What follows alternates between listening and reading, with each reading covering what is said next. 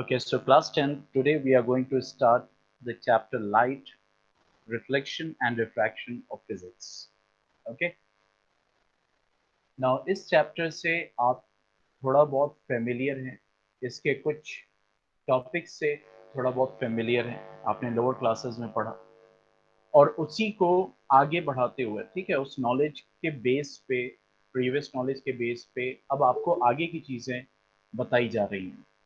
Okay, now अगर हम light की बात करें तो एक्चुअली जब हम लाइट को देखते हैं या फिर सेंस करते हैं तो एक चीज समझ में आती है कि, और जो हमने स्टडी भी किया, कि light is what it is, a form of energy. It is a form of energy. ये एक एनर्जी का फॉर्म है, ठीक है. लेकिन एनर्जी के फॉर्म्स तो कई सारे हैं, साउंड भी है, हीट भी है, समझ रहे हैं. तो it is a form of energy which produces sensation of sight, which produces sensation of sight.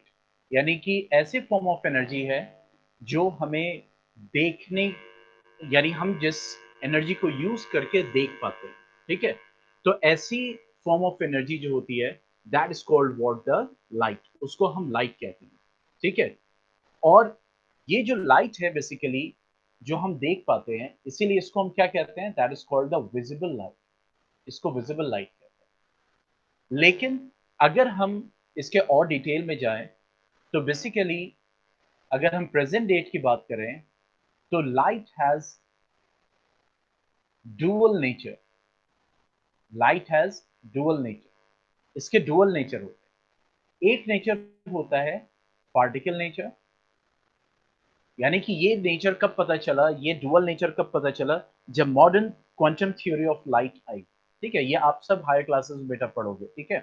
That is a modern quantum theory of light. Quantum theory of light. तो वहां से पता चला कि लाइट के दो नेचर होते हैं, मीन्स एक तो पार्टिकल नेचर होता है और दूसरा नेचर होता है वेव नेचर. इसीलिए लाइट को कोई मीडियम नहीं चाहिए. क्यों? क्योंकि वो खुद पार्टिकल का बना हुआ है. तो these particles acts as a medium for the propagation of light. यानी लाइट को एक जगह से दूसरी जगह ट्रेवल कराने में, ठीक है. यानी इसीलिए आपने देखा होगा वैक्यूम में लाइट ट्रेवल कर सकती है. Why? Because it has both particle nature and also the wave nature, ठीक है. तो that's why I am writing over here कि light can propagate in vacuum. इसी वजह से वो वैक्यूम में, थ्रू वैक्यूम.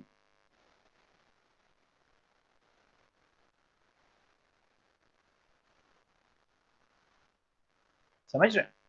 अभी वही, अगर आप साउंड की बात करें तो देखिए साउंड वैक्यूम में ट्रेवल नहीं कर पाता, प्रोपेगेट नहीं कर पाता. क्यों? क्योंकि साउंड का नेचर सिर्फ वेव है. इस वजह से इसको पार्टिकल चाहिए एक जगह से दूसरी जगह ट्रेवल करने के लिए. तो इसीलिए या तो ये गैस मीडियम या फिर लिक्विड मीडियम या फिर सॉलिड मीडियम के ऊपर डिपेंड करता है, ताकि वो एक जगह से क्या कर सके, दूसरी जगह ट्रेवल कर सके. तो यहां से ये पता चला कि लाइट जो बेसिकली एक फॉर्म ऑफ एनर्जी है and it produces what, a sensation of site. It has a dual nature, means it has both the particle nature and also the wave nature. बेटा सारी डिटेल्स आप लोग higher classes में पढ़ोगे, इसलिए क्योंकि यहाँ पे मैं चाहूँ तो अभी सिर्फ इस डुअल नेचर के ऊपर पूरी जो है आपके 10 दिन क्लास हो सकती है आराम से. समझ रहे हैं? सिर्फ इस डुअल नेचर के ऊपर, पार्टिकल और वेव. बट यहाँ पे आपको बस एक आइडिया माइंड में डालना है, यानी उसका उसका एक इंट्रोडक्शन आपके माइंड में डालना है, ताकि आप जब आगे पहुंचे, प्लस टू में पहुंचे और फिजिक्स लेते हैं, साइंस स्ट्रीम लेते हैं, तो वहां पे आप एज अ मतलब ऐसा ना हो कि ओके. अभी हम अनस अभी देखते हैं, ठीक है. किसने बोला, किसने बोला 1 सितंबर से?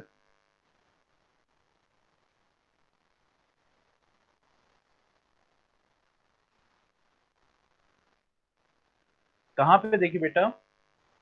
मुझे लिंक शेयर कर दिए, क्योंकि अभी मैंने तो नहीं देखा है. हो सकता है, मे बी.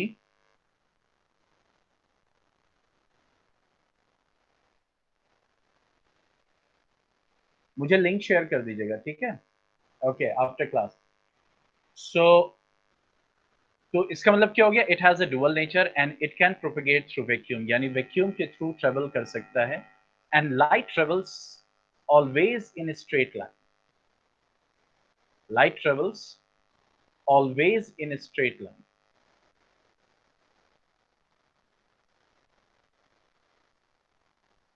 ठीक है, लेकिन जब आप हायर क्लासेस में जाएंगे तो वहां पे आप जो है एक टर्म को पढ़ेंगे that is known as the diffraction of light.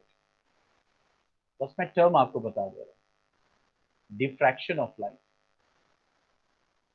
Diffraction of light basically क्या कहता है कि जाहिर सी बात है लाइट जो है वो ट्रेवल कर रहा है, ठीक है?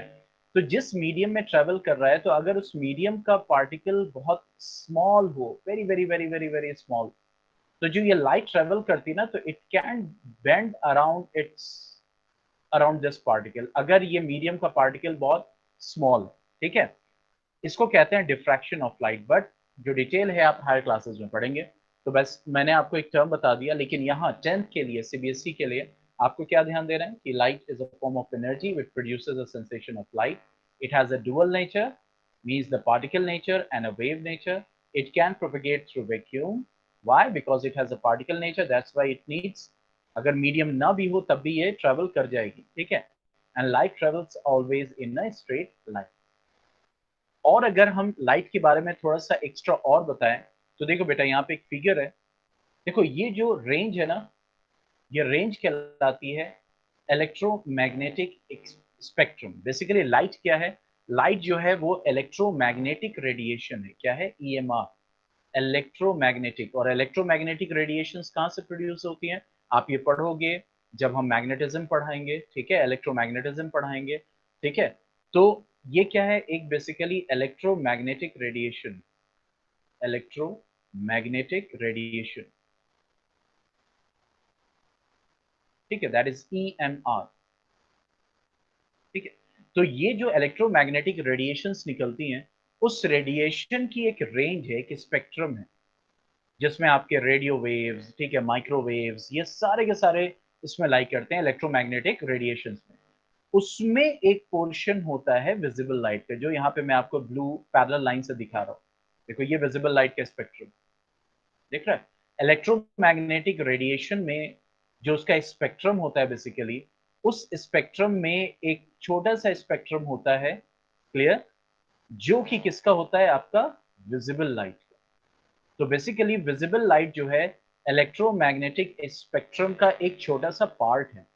यानी इसके ऊपर आप जाओगे तो सब इनविजिबल होगा, इसके ऊपर जाओगे तो सब इनविजिबल होगा। ये जो रेंज ऑफ इलेक्ट्रोमैग्नेटिक स्पेक्ट्रम है, ये विजिबल लाइट का स्पेक्ट्रम है। तो बेसिकली विजिबल लाइट क्या है? It's an electromagnetic radiation, that's it. सिर्फ इतना याद रखना है, it's an electromagnetic radiation. How and why it is called, you will study in the higher classes, ठीक है? और उस इलेक्ट्रोमैग्नेटिक रेडिएशंस में का जो स्पेक्ट्रम बनता है, जो रेंज बनती है, उसके वेव की जो रेंज बनती है, समझ रहे हैं? उसकी वेव की जो रेंज बनती है, उस रेंज में जो 400 नैनोमीटर, 400 नैनोमीटर टू 700 नैनोमीटर की जो रेंज होती है, इस रेंज में लाई करता है आपका क्या? विजिबल लाइट, ठीक है? तो ये इंट्रोडक्शन था लाइट के बारे में। इसमें किसी को कोई डाउट?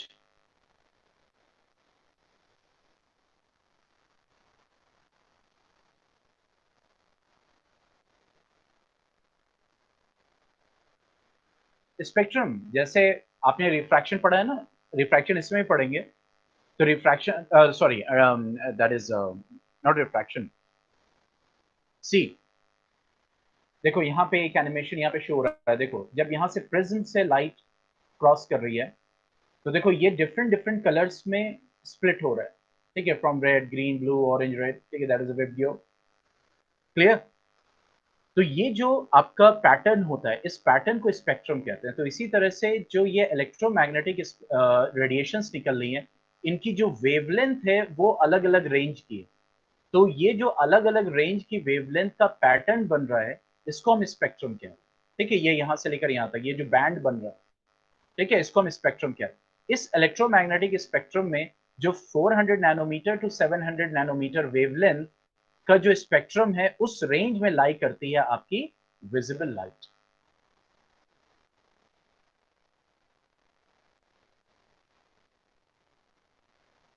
ठीक है, तो यहाँ पे बस ये ध्यान दीजिए कि इलेक्ट्रोमैग्नेटिक रेडिएशन की अगर हम बात करें तो इलेक्ट्रोमैग्नेटिक रेडिएशन बेसिकली क्या है, मतलब एक आइडिया में दे रहा हूं, मतलब ये क्या है, इलेक्ट्रोमैग्नेटिक फील्ड की जो वेव्स निकलती हैं, इसको और सिंपल लैंग्वेज में समझ लीजिए, यानी जो इलेक्ट्रोमैग्नेटिक फील्ड होती है, यानी कि जब आप जैसे मिसाल के तौर पर कि आपने एक आयरन नेल ली या सोलेनॉइड लिया, उसके जो है अराउंड कॉइलिंग की, फिर उसको बैटरी से कनेक्ट किया, तो आप क्या देखते हो, उसमें मैग्नेटिज्म प्रोड्यूस होती है। ठीक है, तो जो इलेक्ट्रोमैग्नेटिज्म यानी मैग्नेटिज्म जो प्रोड्यूस होता है इलेक्ट्रिसिटी की वजह से, जो मैग्नेटिज्म चैप्टर में आगे पढ़ने वाले, तो वो जो इलेक्ट्रोमैग्नेटिज्म की वजह से जो एक रेडिएशन क्रिएट होता है उसको कहते हैं इलेक्ट्रोमैग्नेटिक रेडिएशन।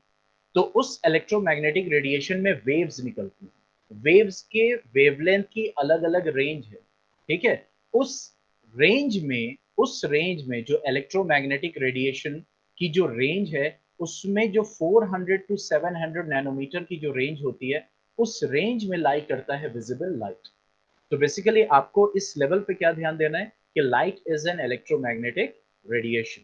ठीक है, लाइट भी क्या है, विजिबल लाइट क्या है, इलेक्ट्रोमैग्नेटिक रेडिएशन, सिर्फ आपको याद रखना है। और कोई पूछे ईएमआर क्या होता है, तो you can say the radiation which are produced by electromagnetism. ठीक है, कि जब हम इलेक्ट्रिसिटी से मैग्नेटिज्म प्रोड्यूस करते हैं, मैग्नेटिक फील्ड प्रोड्यूस करते हैं इलेक्ट्रिसिटी की मदद से, तो उस वक्त जो उसकी रेडिएशंस निकलती हैं, उस रेडिएशन को हम इलेक्ट्रोमैग्नेटिक रेडिएशन कहते हैं। ठीक है, एनीथिंग एल्स, आगे बढ़े।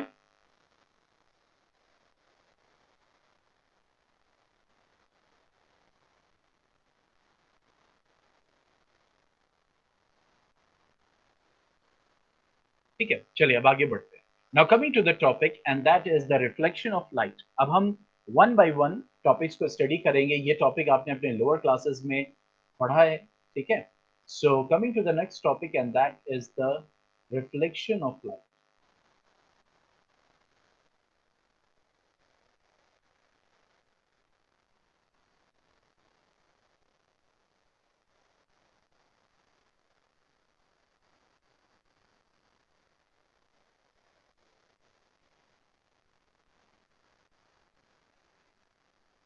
Okay, so that is the reflection of light. ये आपने टॉपिक पहले से ही पढ़ा हुआ है, यहाँ पे भी इसका ओवरव्यू है, लेकिन ऑब्वियसली अगर आप हायर क्लासेस में कोई चीज पढ़ रहे हैं तो आपके आंसर्स भी जो है उसी के अकॉर्डिंग होने चाहिए, आपके क्लास के लेवल के अकॉर्डिंग होने चाहिए।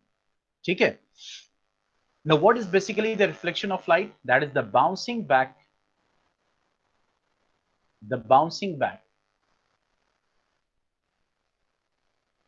of light in the same medium, in the same medium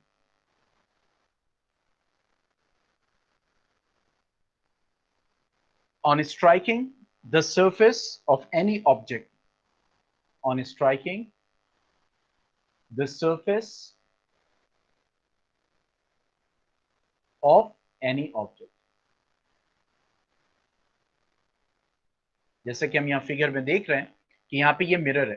ठीक है, उसके ऊपर लाइट फॉल कर रही है और फॉल करके, और उसके बाद, ठीक है, फॉल करके वो रिफ्लेक्ट कर रही है। ठीक है, means after falling it is bouncing back. So this phenomenon is known as what? The reflection of light. Okay. Now, if we talk about the types of reflection of light, so it is of two types. One is the regular reflection. One is the regular reflection, and one is the irregular reflection. ठीक है, अब देखो regular reflection और irregular reflection का क्या है। पहली condition regular reflection की क्या है कि there must be a smooth surface just like this mirror. और इरेगुलर रिफ्लेक्शन का मतलब there must be a irregular surface just like a concrete road, या फिर आप कोई सा भी आपके सामने भी ऑब्जेक्ट होंगे बहुत सारे जो इरेगुलर होंगे। ठीक है, तो रेगुलर रिफ्लेक्शन इरेगुलर रिफ्लेक्शन का क्या है कि जब लाइट फॉल करे सरफेस पे, क्योंकि लाइट सिंगल नहीं ट्रेवल करती है, बीम में ट्रेवल करती है, और उसके बाद सरफेस पे फॉल करने के बाद जो रिफ्लेक्ट करे वो भी क्या हो, पैरेलल, क्योंकि जो बीम आएगी वो क्या होगी, दैट विल बी पैरेलल। तो ये आपकी क्या है, इंसिडेंट लाइट है, ठीक है, इंसिडेंट रेज है, और ये क्या है, रिफ्लेक्टेड रेज है, ये क्या है, रिफ्लेक्टेड रेज। क्लियर। तो अब यहां पे ये जो इंसिडेंट रेज है, इंसिडेंट रेज ऑब्वियसली जो रेज होंगी वो पैरेलल ही ट्रेवल करेंगी, लेकिन सरफेस पे फॉल करने के बाद अगर वो पैरेलल ही रिफ्लेक्ट हो रही हैं, ये आपके रिफ्लेक्टेड रेज हैं, तो ऐसे रिफ्लेक्शन को हम क्या कहेंगे, that is called the regular reflection. ठीक है। और अगर इररेगुलर रिफ्लेक्शन की बात करें तो जो इंसिडेंट रेज होंगी दोज विल बी पैरेलल, वो पैरेलल ही होंगी, फॉल करेंगी पैरेलल। ठीक है। लेकिन जब रिफ्लेक्ट करेंगी that will B non parallel. ठीक है। जो रिफ्लेक्टेड रेज हो जाएंगी वो क्या हो जाएंगी, that will B non parallel. तो ऐसे रिफ्लेक्शन को हम क्या बोलते हैं, that is called the irregular reflection. तो यहां पे इंसिडेंट रेज थी और यहां पे रिफ्लेक्टेड रेज थी। तो रिफ्लेक्टेड रेज कैसी थी, नॉन पैरेलल। तो ऐसे रिफ्लेक्शन को हम क्या कहते हैं, इररेगुलर रिफ्लेक्शन। Any doubt. बेटा जो पोर्शन आपका छूट गया ना, that is the introduction that you can see when the lecture will be uploaded. Okay. Reflection of light तो तभी स्टार्ट किया जब आपने ज्वाइन किया था। जो पोर्शन छूट गया है वो आप लेक्चर जब अपलोड होगा तो उसमें एक बार देख लीजिएगा। ठीक है। इररेगुलर, देखो रेगुलर और इररेगुलर में क्या फर्क है, जो इंसिडेंट रेज होती है वो पैरेलल ही फॉल करेंगी, लेकिन जो रिफ्लेक्टेड रेज होंगी, अगर रिफ्लेक्टेड रेज पैरेलल हैं इसका मतलब रेगुलर रिफ्लेक्शन, और अगर रिफ्लेक्टेड रेज नॉन पैरेलल है इसका मतलब इररेगुलर रिफ्लेक्शन। तो रेगुलर रिफ्लेक्शन कहां पे होगा, स्मूथ सरफेस पे, स्मूथ सरफेस। और इररेगुलर रिफ्लेक्शन कहां होगा, that will be on rough surface. ठीक है। ओके। एनीथिंग एल्स, आगे बढ़े।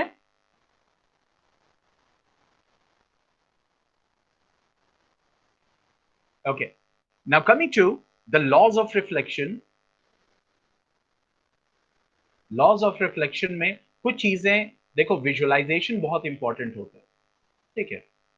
तो इसीलिए मैं ऐसी फिगर्स चूज कर रहा हूं जहां पे आपका विजुअलाइजेशन जो है वो अच्छे से हो सके, आप चीजों को विजुअलाइज कर सको, मैप कर सको, देख सको अपने दिमाग दिमाग में। मतलब एक कहते हैं ना कि जो visualisation power that must be very very strong.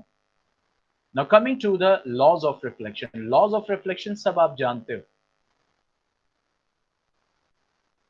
ठीक है। अब मान लो ये प्लेन सरफेस है जो हम दिखाते हैं ऐसे, अगर हम ड्रॉ करते हैं डायग्राम तो बेसिकली हम ऐसे दिखाते हैं, ये हमारा मिरर होता है, तो ये बैक सरफेस होता है, नीचे वाला बैक सरफेस, ये हमारा मिरर है एम एम डैश। ठीक है। जैसे यहाँ पे ये मिरर है एम एम डैश। ओके। हम इसको फिगर ऐसे ही शो करते हैं। I will not right. Yes Abu Zaid क्या कह रहे हैं। सर मैं राइट सर नहीं किया हूँ सर, एक बार सर सर दिखा दीजिए वो इससे पहले वाला। बेटा कोई बात नहीं, you don't have to write it. ठीक है। देखिए नोट्स आप लेक्चर जब अपलोड होगा ना उससे भी आप नोट्स क्रिएट कर सकते हैं, लेकिन जब लाइव क्लास चलती है तो there is a time limitation. ठीक है। तो यहाँ पे जो आपका डाउट क्लियर होना है या फिर कोई चीज टॉपिक पढ़ाई जा रही है तो उस वक्त, क्योंकि अगर आप नोट्स अभी बनाएंगे तो फिर लाइव क्लास नहीं चल पाएगी, मतलब लाइव क्लास को बहुत टाइम लगेगा।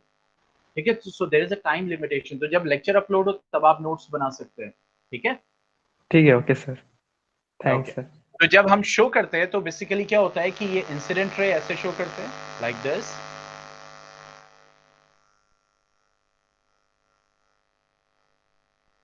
ठीक है। इंसिडेंट रे ये हमने ऐसे शो किया जो यहाँ पे रेड से शो हो रही है, और रिफ्लेक्टेड रे ऐसे शो करते हैं जो यहाँ पे ग्रीन से शो हो रही है। मैंने इसीलिए दोनों बना दिया ताकि आप विजुअलाइज कर सको कि हाँ what is the real situation. तो ये हमारी इंसिडेंट रे हो गई, this one is incident ray and this one is reflected ray. अब देखो बीच में यहाँ पे डॉट बनाते हैं, डॉट डॉट डॉट ऐसे स्ट्रेट लाइन होती है, that is perpendicular to the surface, और इसको हम बोलते हैं नॉर्मल। तो नॉर्मल क्या होता है, किसी भी प्लेन सरफेस पे, किसी भी, not only plane, that is the surface पे जो लाइन परपेंडिकुलर फॉल करती है, स्ट्रेट फॉल करती है, उस लाइन को हम क्या बोलते हैं, नॉर्मल कहते हैं।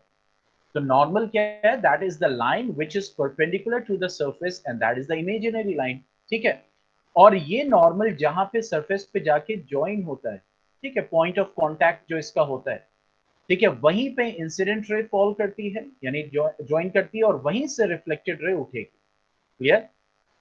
तो लॉज ऑफ रिफ्लेक्शन की जब हम बात करते हैं तो पहला लॉ आपका क्या होता है, क्या कहता है कि द इंसिडेंट रे, क्या बोलता है, दैट इज द इंसिडेंट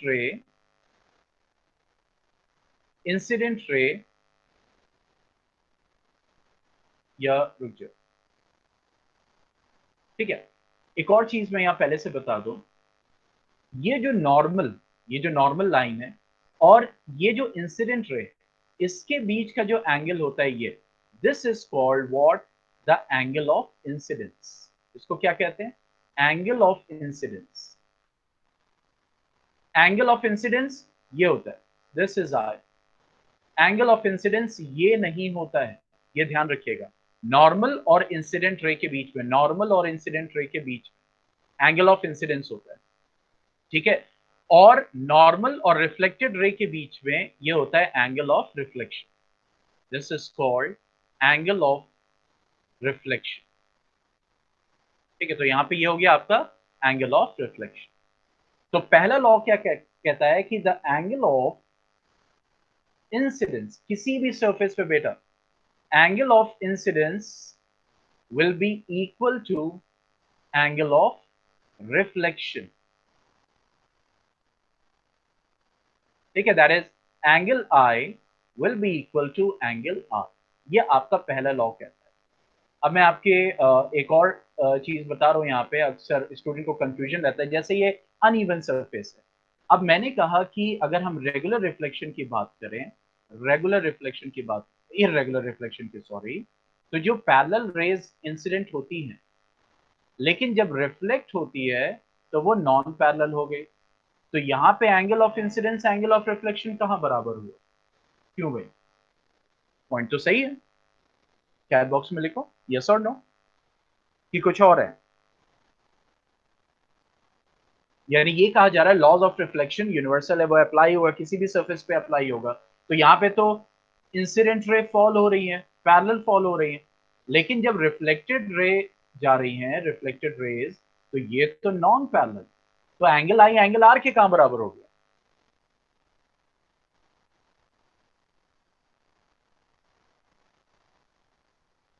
हाँ, पैरेलल नहीं है। तो यहाँ पे angle i is equal to angle r कैसे होगा इस केस में? और angle of incidence angle of reflection के हमेशा बराबर होता है। तो यहाँ पे देखो, इसका इसका इसका इसका एंगल तो क्या होगा, ये तो अनइक्वल होगा ना।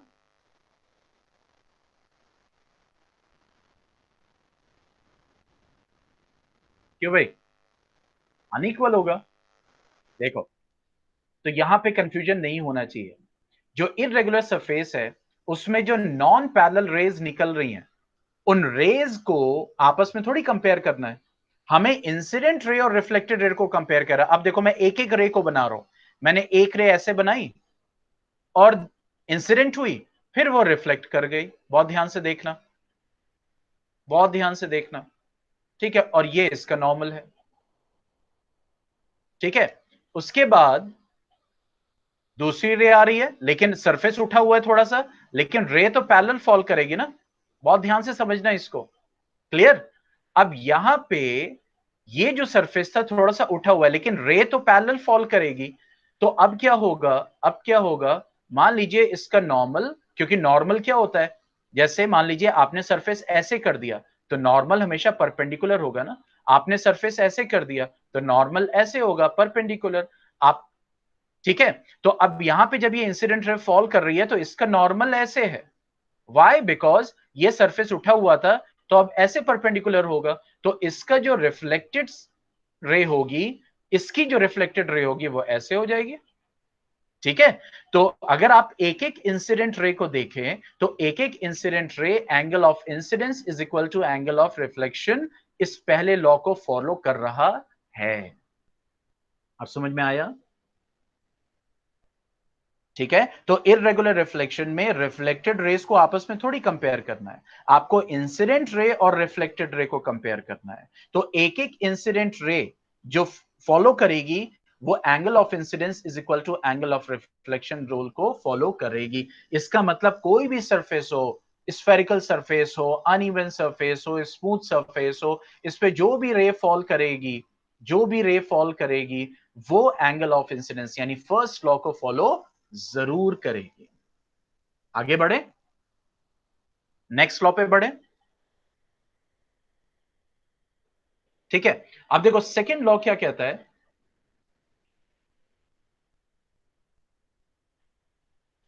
और बहुत अच्छे से इसमें विजुअलाइज होगा आपको।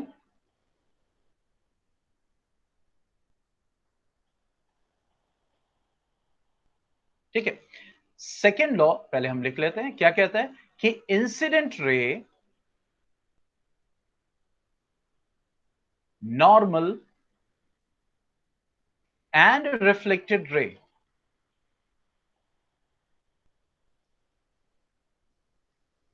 all lie in same plane, in same plane। मतलब क्या हुआ? अब देखो अगर यहां पे मैं ड्रॉ करूं, बहुत ध्यान से समझना, ठीक है, ये एक्स एक्सिस हो गई, ठीक है, इस पे जो परपेंडिकुलर यहां पे ये देखो ये वाई एक्सिस हो गई, और ये इसके परपेंडिकुलर जेड एक्सिस। क्लियर है? यानी two dimensional three dimensional figure, जो थ्री डायमेंशनल फिगर होती है, थ्री डायमेंशनल रेज होती है, प्लेन होता है, ठीक है, तो ये एक्स एक्सिस हो गई, इसके परपेंडिकुलर ये वाई एक्सिस हो गई, इसके परपेंडिकुलर ये जेड एक्सिस हो गई। विजुलाइज कर पा रहे हो जैसे आप बनाते हो ना? देखो आप बनाते हो ना ऐसे, क्यूबॉइड बनाते हैं,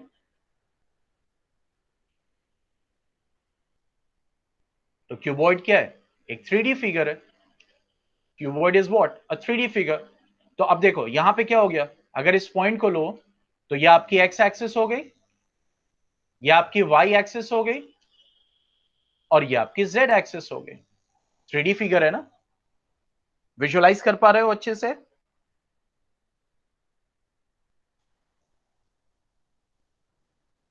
ठीक है, तो देखो यहां पे ये जो एक्स और वाई है, ये जो एक्स और वाई है, ये एक प्लेन है, प्लेन यानी सरफेस, ठीक है।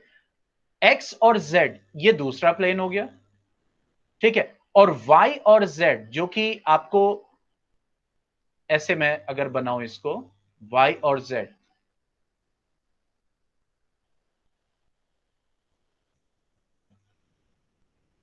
कुछ विजुअलाइज हो पा रहा है? ऐसा लग रहा है बाहर की तरफ निकल रहा हो? अच्छे से मतलब मैप कर पा रहे हो उसको, समझ पा रहे हो वाई जेड प्लेन को? देखो एक्स, वाई और जेड थ्री डायमेंशन।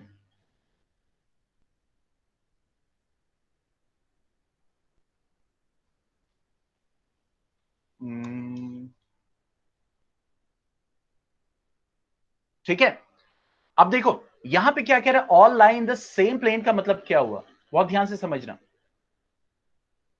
अब यहां पे ये जो आ रही है इंसिडेंट रे, ये किस प्लेन में है? एक्स वाई प्लेन में है ना? अगर इसके नेगेटिव एक्सिस ले लो एक्स की, तो ये किस प्लेन में आ रही है? एक्स वाई प्लेन में आ रही है ना इंसिडेंट रे। देखो नॉर्मल ये भी उसी प्लेन में है, और रिफ्लेक्टेड रे ये भी उसी प्लेन में, एक्स वाई प्लेन में दिख रहा है, ठीक है। ऐसा तो नहीं हुआ कि incident ray x Y plane में आ रही है और जो रिफ्लेक्टेड रे आ गई है, जो रिफ्लेक्टेड रे आ रही है वो इधर आ रही है, like this, Y Z plane में। ऐसा आ रहा है? ऐसा तो नहीं आ रहा है, ठीक है। तो अगर incident ray x Y plane में आएगी तो नॉर्मल और रिफ्लेक्टेड रे सब एक्स वाई प्लेन में होंगे, ठीक है। अगर incident ray Y Z plane में होगी, वाई जेड प्लेन में, तो वही उसी प्लेन में वो रिफ्लेक्ट करेगी, ठीक है। मान लीजिए वाई जेड प्लेन है, ये वाला आपका वाई जेड प्लेन है, देखो ये वाई जेड प्लेन है, दिस वन, ठीक है, तो अगर incident ray Y Z plane में आएगी तो वाई जेड प्लेन से ही रिफ्लेक्ट करेगी और वहीं उसका नॉर्मल लाई करेगा। समझ रहे? ऐसा नहीं है कि इंसिडेंट रे ऐसे आएगी एक्स वाई प्लेन में और एक्स जेड प्लेन में रिफ्लेक्ट करके चली जाएगी। नो, प्लेन उसका चेंज नहीं होगा।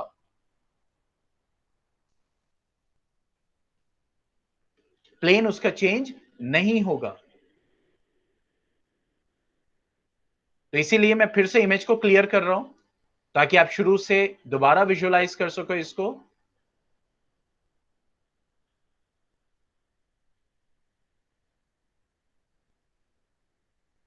ठीक है, तो जैसे मैंने आप बनाया था यहां पे, ये X axis, this one was Y axis and this one was Z axis. ठीक है, तो देखो incident ray x Y plane में ही आ रहा है। ठीक है, जैसे एक्स वाई प्लेन को तुम अपनी ये स्क्रीन मानो मोबाइल की, तो अगर ऐसे लाइट आ रही है इंसिडेंट रे तो वो एक्स वाई प्लेन में ही रिफ्लेक्ट करेगी। समझ रहे इस चीज को? क्लियर? यानी उसी प्लेन में रिफ्लेक्ट करेगी, उसी सरफेस में रिफ्लेक्ट करेगी। अगर वाई जेड प्लेन में इंसिडेंट हो रही है तो वाई जेड प्लेन में ही रिफ्लेक्ट करेगी। तो यहां सेकेंड लॉ क्या कहता है? इंसिडेंट रे, नॉर्मल और reflected ray all lie in same plane, all lie in same plane. Is that clear? Is that clear? अब एक स्पेशल कंडीशन लेते हैं।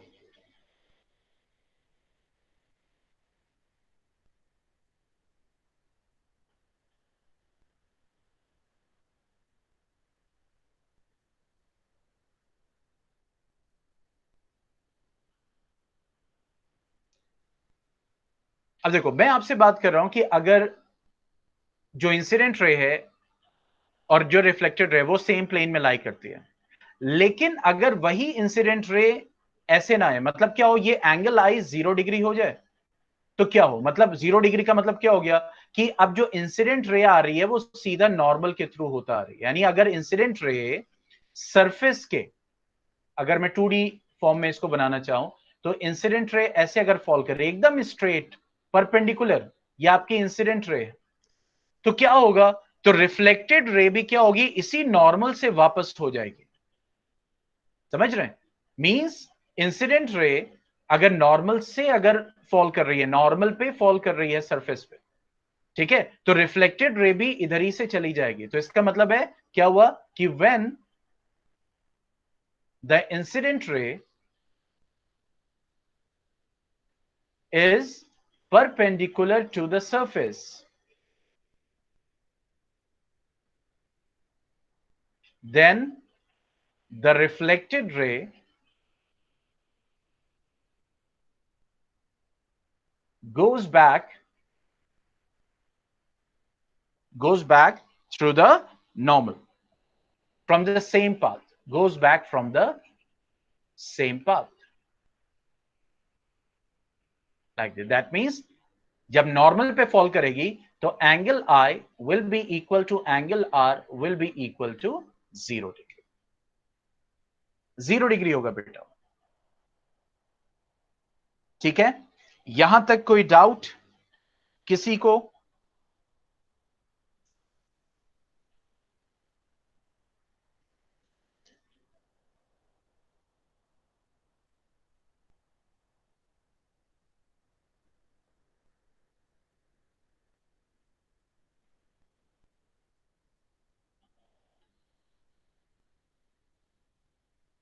चलिए अब आगे बढ़ते हैं। That's the types of mirrors. Next topic, and that is the types of mirror. और इसमें सबसे पहले हम पढ़ेंगे प्लेन मिरर के बारे में।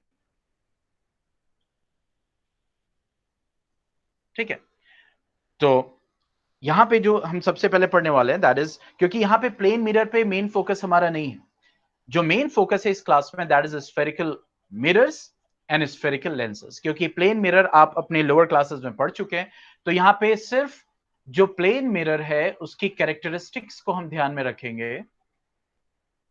कैरेक्टरिस्टिक्स ऑफ प्लेन मिरर, या फिर आप ये कह सकते हैं कि characteristics of image formed by plane mirror. We all know, but we need a quick revision for it. Okay, so give me 1 second to adjust the image.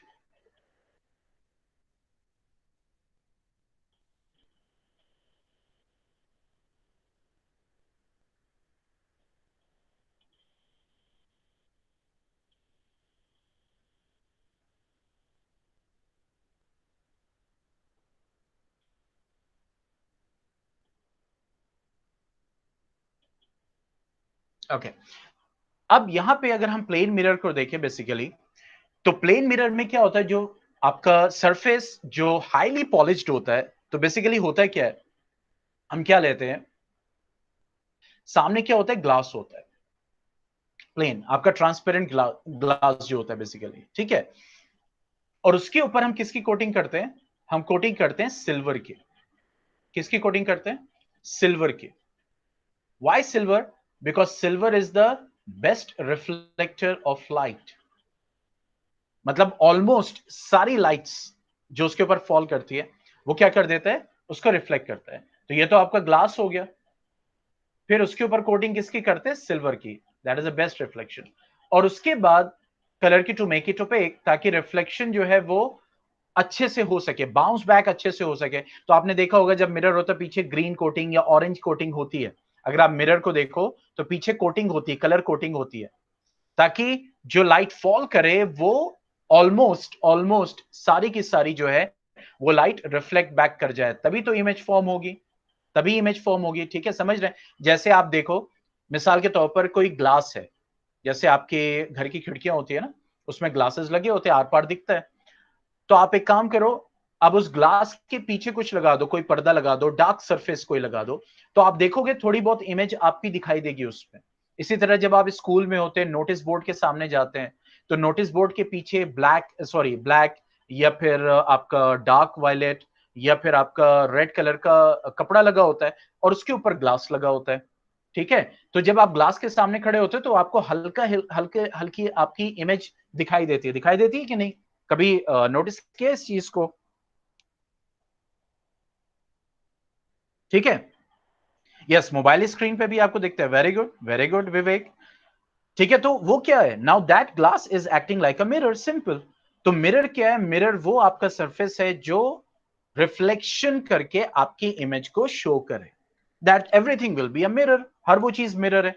लेकिन आप क्या चाहोगे, आप अच्छे से अपनी इमेज को देखो, इसीलिए एक मिरर बनाया जाता है, मतलब उसको पॉलिश किया जाता है, ताकि हम साफ सुथरी इमेज अपनी देख सके। ठीक है, तो यहां पे आपके सामने प्लेन मिरर है, तो प्लेन मिरर में कैसी इमेज बनती है, वर्चुअल।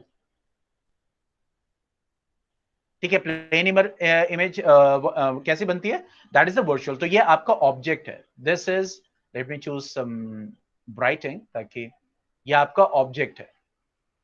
ठीक है, और ये क्या है, that is the image, and this one is what, the mirror. ठीक है, ये आपका मिरर है, प्लेन मिरर है। तो अब जो ऑब्जेक्ट की जो इमेज दिखाई दे रही है, इमेज कैसी है, that is the virtual image. और जो वर्चुअल इमेज होगी वो ऑलवेज इरेक्ट होगी, ऑलवेज क्या होगी, इरेक्ट होगी।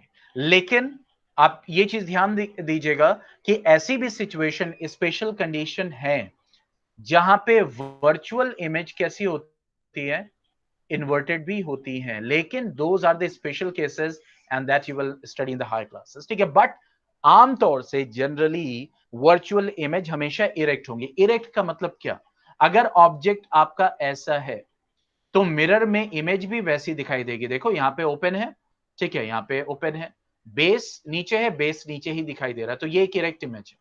लेकिन अगर ऑब्जेक्ट आपने ऐसे रखा है और इमेज उल्टी दिखाई दे रही है, उस ऑब्जेक्ट की उल्टी, तो इसका मतलब ये कैसी इन्वर्टेड इमेज है, और ये कैसी है, इरेक्ट इमेज है। तो प्लेन मिरर में इरेक्ट इन्वर्टेड इमेज नहीं दिखाई देती, इरेक्ट दिखाई देती है। ठीक है, तो पहली कैरेक्टरिस्टिक क्या होगी, that will always be virtual. तो इसका मतलब क्या हो गया कि दीज इमेज वर्चुअल का मतलब क्या हो गया? Image can not be taken on A screen. आप स्क्रीन पे उस इमेज को नहीं ले सकते। Can not be taken on, can not be taken on screen. आप स्क्रीन पे उस इमेज को नहीं ले सकते। जो इमेज स्क्रीन पे बन जाए वो रियल इमेज है। जैसे आपकी रेटिना पे जो इमेज आगे पढ़ेंगे अब, ठीक है, जो इमेज हमारे स्क्रीन पे बन जाए वो क्या है? रियल इमेज है। और रियल इमेज हम आगे पढ़ेंगे वो हमेशा इन्वर्टेड होगी। तो ये पहचानने का तरीका है। इसीलिए हमारे रेटिना पे जो इमेज बनती है वो उल्टी बनती है, लेकिन ऑब्जेक्ट हमें क्यों वैसे ही दिखाई देता है? वो ब्रेन आपको इन्वर्ट करके आपको दिखाता है, यानी कि जो इन्वर्टेड इमेज है उसको इन्वर्ट करके वापस वैसे ही दिखाता है। ये ब्रेन का रोल है। जैसे आप कहेंगे सर सिनेमा में हम जाते हैं, थिएटर में जाते हैं, तो स्क्रीन पे जो इमेज बन रही है क्या वो रियल है? मैं यही कहूंगा कि यस, लेकिन वहां से इमेज जो आती है आपके प्रोजेक्टर से वो उल्टी आती है। आगे आपके लेंसेज लगे होते हैं जो उसको सीधा करके आपके स्क्रीन पे दिखाते हैं। समझ रहे? तो बेसिकली वो रियल ही इमेज होती है। तो जो इमेज आपको स्क्रीन पे दिख जाए, स्क्रीन पे मिल जाए, वो रियल इमेज है। और जो ना मिले वो क्या है? That is the virtual image. Third, the image will always be of same size. मतलब क्या हो गया कि अगर ये 10 सेंटीमीटर का वास रखा हुआ है तो इमेज भी आपको कितने सेंटीमीटर की मिलेगी? 10 सेंटीमीटर की। तो it will be always be of same size as that of object. ठीक है, that will be of same size as that of object. Okay, next, that is plane mirror में, मिरर से, देखो mirror से मैं बता रहा हूं जितना ऑब्जेक्ट दूर होगा तो इमेज भी जो मिरर से वो उतने ही अंदर बनेगी। यानी अगर ऑब्जेक्ट 1 मीटर दूर रखा है तो इमेज भी मिरर के अंदर आपको 1 मीटर दूर दिखाई देगी। क्लियर? सो नेक्स्ट क्या हो गया कि इट विल बी एट, यानी कि जो इमेज बनेगी, इमेज विल बी, या फिर इसको और शॉर्ट में कर सकते हैं, that is the distance of image from mirror will be equal to distance of image, sorry, object from mirror.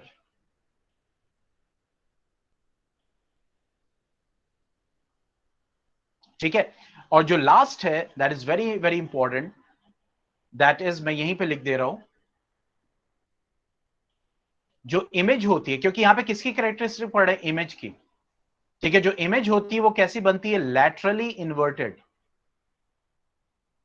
Plane mirror में कैसे बनेगी? Laterally inverted. जैसे अब इस वास को देखो, ये इसका क्या है? लेफ्ट है, और ये इसका क्या है? राइट। लेकिन जब इमेज को देखोगे, अब देखो, ठीक है, तो इसका जो लेफ्ट है, अब ये इसका क्या बन गया? राइट। और इसका जो राइट है ये इसका क्या बन गया? लेफ्ट। अगर इमेज को देखोगे इमेज की तरफ से, ठीक है, तो इसको कहते हैं लैटरल इन्वर्जन। ठीक है, क्लियर? जैसे अगर आप मिरर के सामने अपना हाथ रखोगे तो ऐसा थोड़ी है कि अंगूठा इधर से आपको राइट साइड में, अगर मान लो हाथ आपने रखा, इधर आपका थंब है, तो अब इसमें थंब इधर दिखाई देगा, ऐसा होता है? क्यों भाई? थंब किधर दिखाई देता है? अगर थंब आपके राइट में है तो इमेज में आपके लेफ्ट में थंब दिखाई देता है। ठीक है, तो इसको कहते हैं क्या? Lateral inversion. तो इमेज जो प्लेन मिरर में होती है वो लैटरली इन्वर्ट हो जाती है। लैटरल मतलब होता है साइड्स, लैटरल मतलब होता है साइड्स। तो इसका मतलब इसकी जो साइड्स होती है वो लेफ्ट, वो रिवर्स कर जाती है, उलट जाती है। जो ऑब्जेक्ट का लेफ्ट होता है वो इमेज का राइट बन जाता है, और जो ऑब्जेक्ट का राइट होता है वो इमेज का लेफ्ट हो जाता है। इसमें कोई डाउट किसी को? Any question?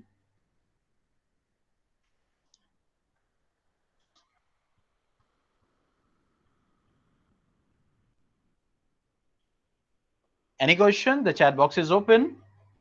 Any doubt?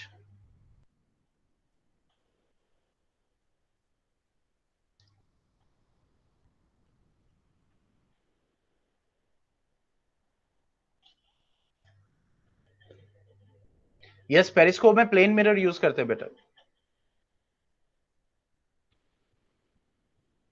Yes yes.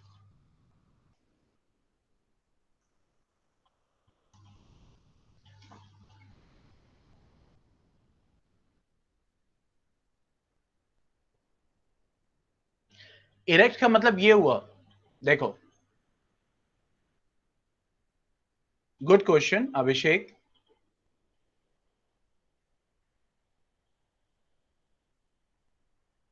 मैं फिर से इसी इमेज को यूज कर रहा हूं।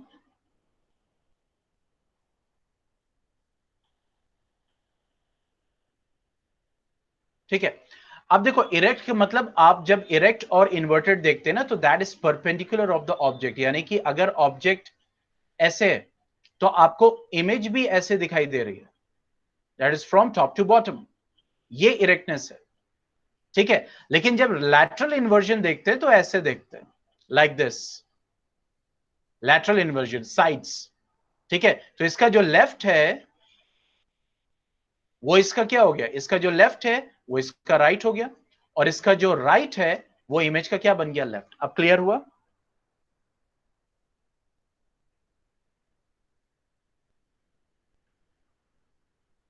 ओके, अब आगे बढ़ते हैं। That is about the spherical mirrors. Now coming to the main topic, and that is the spherical mirrors.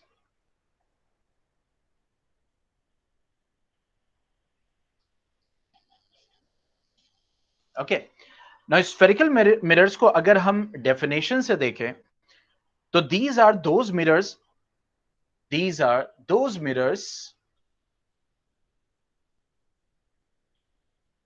whose reflecting surface, जिससे वो रिफ्लेक्ट करे, तो वो कैसा होना चाहिए, वो एक स्फेयर का पार्ट होना चाहिए, मतलब वो गोल हिस्सा होना चाहिए। ठीक है, so those mirrors whose reflecting surface is a part of hollow sphere of glass। ठीक है, तो ऐसे मिरर्स को हम क्या बोलेंगे, that is spherical mirrors, goal mirrors. और यहां पे जो हम मिरर पढ़ने वाले हैं, जो इसके टाइप्स पढ़ने वाले हैं, one is the concave mirror and one is the convex mirror. ठीक है, one is the concave mirror and one is the convex mirror. ठीक है, अब इसकी डेफिनेशन को और इन मिरर्स को विजुअलाइज करने के लिए मैं आपके सामने एक इमेज रख रहा हूं, ताकि उससे और क्लियर हमें होगा।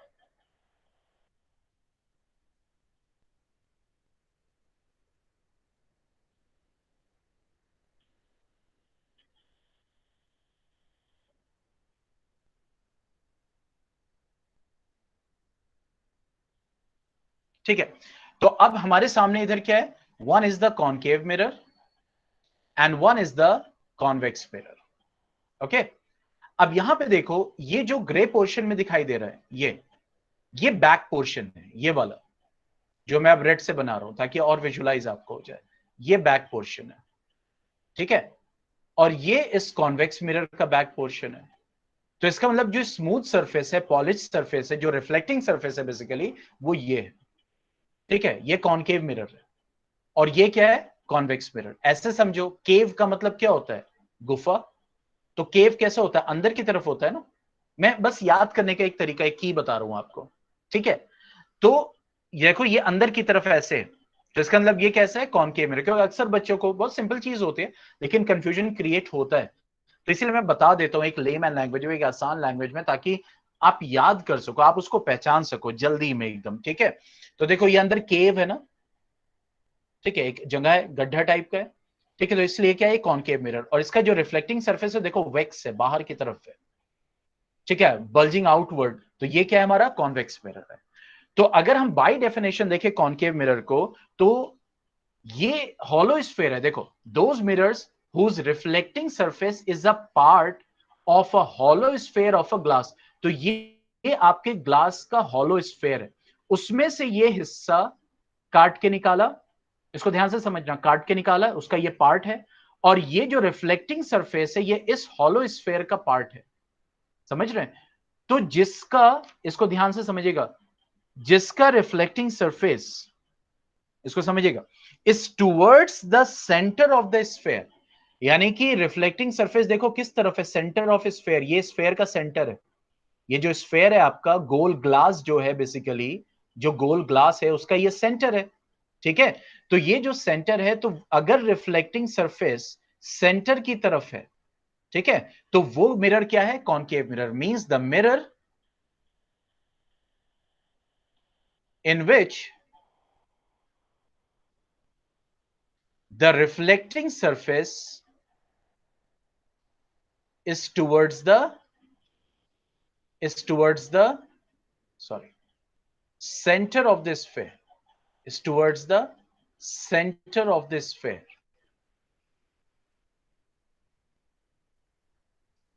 ठीक है?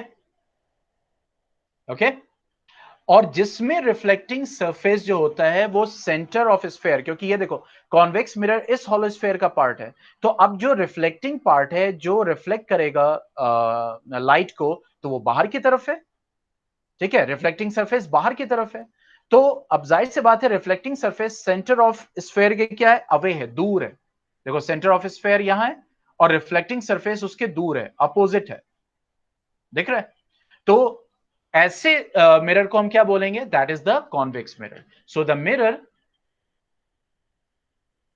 इन विच द रिफ्लेक्टिंग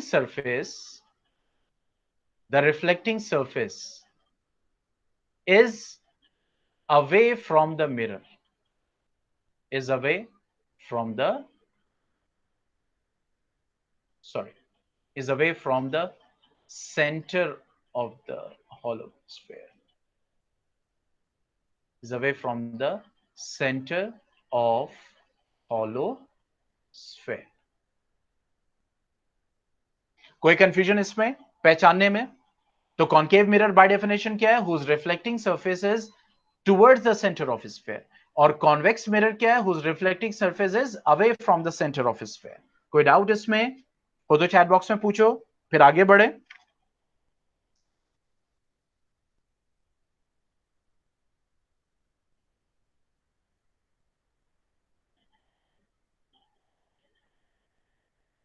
इसे जैसे देखो, अगर मान लो आप स्पून लेते हो ना, स्पून, तो स्पून चम्मच आप जब लोगे स्टील का, अगर आप इसको देखोगे, there is someone on the, okay, ठीक है, तो मान लो ये स्पून है, क्लियर? तो आप ऐसे देखते हो तो इमेज दिखाई देती है, और ऐसे भी देखते हो तब भी इमेज दिखाई देती है, क्लियर?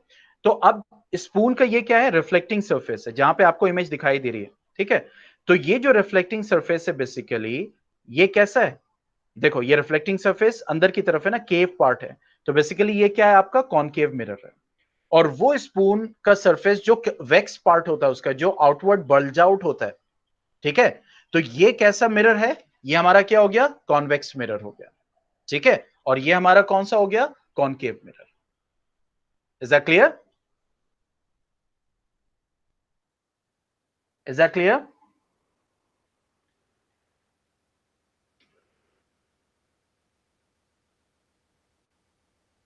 ठीक है, तो आज इतना ही। कल बहुत ही इंटरेस्टिंग और लेक्चर, क्योंकि देखो लाइट बहुत ही इंटरेस्टिंग है, मुझे बहुत मजा आता है पढ़ाने में भी, और जो है इनकी सारी चीजों को दिखाने के लिए, और जो सिमुलेशंस और वर्चुअल लैब यूज करने वाले, that will clear your concept very very very very fast and very easily, और इंशाल्लाह तुम भूलोगे, ठीक है?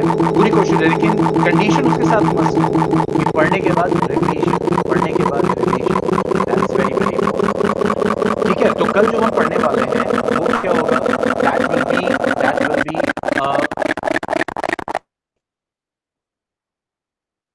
ठीक है, हम स्फेरिकल मिरर्स को आगे बढ़ाएंगे, हम ये देखेंगे, हम डिफरेंट डिफरेंट टर्म्स को देखेंगे, सेंटर ऑफ कर्वेचर क्या होता है, ठीक है? उसके बाद पोल किसको कहते हैं, फोकस किसको कहते हैं, फोकल लेंथ किसको कहते हैं, फोकस की डेफिनेशन क्या होगी in terms of concave mirror, convex mirror, ठीक है? लाइट रेज का रूल क्या होता है, और image formation by concave mirror and convex mirror. तो कोशिश करेंगे ये सारे टॉपिक्स कल कवर हो जाएं, ठीक है? क्यों? क्योंकि जब हम लैब्स को यूज करेंगे तो बहुत इजीली, ज्यादा लिखना नहीं पड़ेगा मुझे, तो आपका टाइम भी सेव होगा और एफिशिएंटली आप इमेज फॉर्मेशन को समझ जाओगे। लेकिन शर्त यह है कि आपके सामने आपकी बुक भी ओपन होनी चाहिए, ताकि जब मैं उसको शो करूं ना तो आप स्क्रीन पे देखो, अपनी बुक में देखो, जो भी आपके पास है, लखमीर सिंह मंजीत कौर है या फिर एनसीईआरटी है, any book you can take, ताकि वो आपके सामने बना होना चाहिए। ठीक है, and wait for the quiz today, और क्विज को अटेंड कीजिएगा। अच्छा, ये है, देखिए बहुत सारे बच्चों के साथ दिक्कत आ जाती है क्लियर की नेटवर्क का इश्यू होता है।